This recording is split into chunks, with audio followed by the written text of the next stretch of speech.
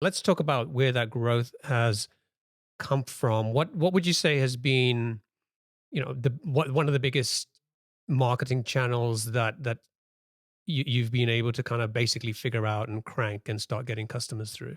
Yeah, the big one is definitely content marketing for us. It goes back to I have a writing background. So the day that we started writing code, I started writing content for Outseta. And as you hear about all things content marketing, it takes a while for that to start to compound in and of itself. But having started early enough, that was really kicking in by the time we had an MVP out the door. And a lot of it, to be honest, was really just writing about our own entrepreneurial journey. But I find that even though we're not sort of targeting keywords that are relative to our business in a huge way, our audience is other founders, and they're sort of naturally curious to hear about other companies, founding stories and entrepreneurial journeys. So that's really the content that has resonated the most and driven us the most customers. And then beyond that, a couple of partnerships where we have partnerships with both Stripe and Webflow.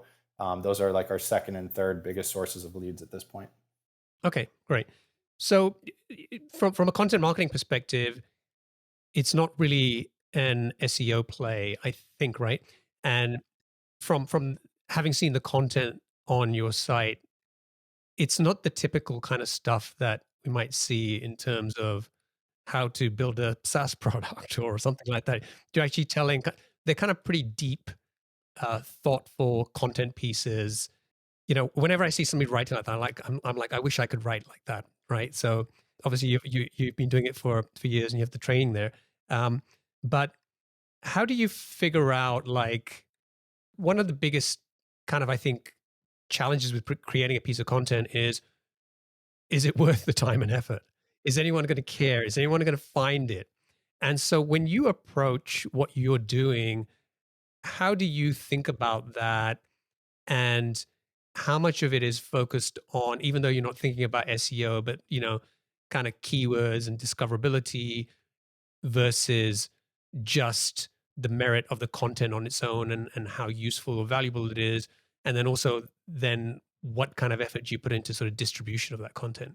Yeah, I have an answer here that most people will hate and probably find to be not that helpful, but I'll give it to you as I see it. I don't want to say that I never think about SEO. I don't want to say that I never think about, is this content going to be valuable to our audience? I'm a marketer, so I certainly think about these things, but I have pretty much, at least at Outseta, not written any content specifically because I saw an SEO opportunity or anything like that.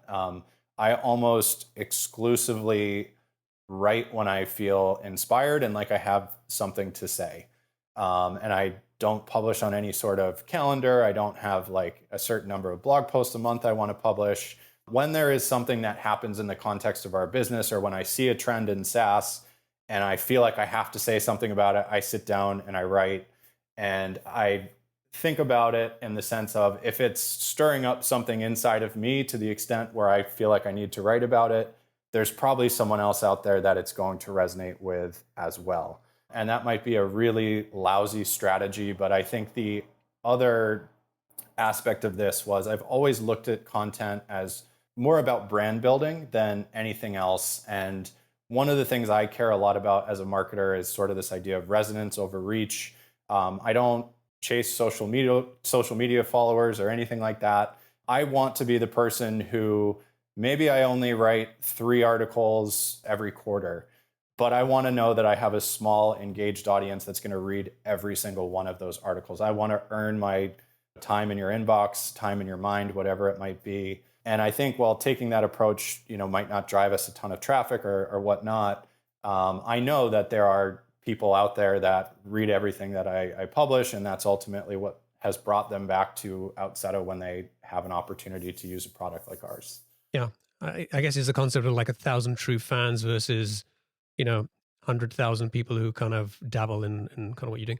I want to make one counterpoint there too. I don't just say that like from a place of, I think I'm this great writer and just want to write nice stuff because it's flowery and that's what makes me feel good. It also reflects the market that we're in. So with Outseta specifically, like we sell CRM, we sell subscription billing, we sell email marketing. These are insanely competitive categories of software to the extent if we were to try to target those keywords, to be honest with you, we wouldn't make it anywhere.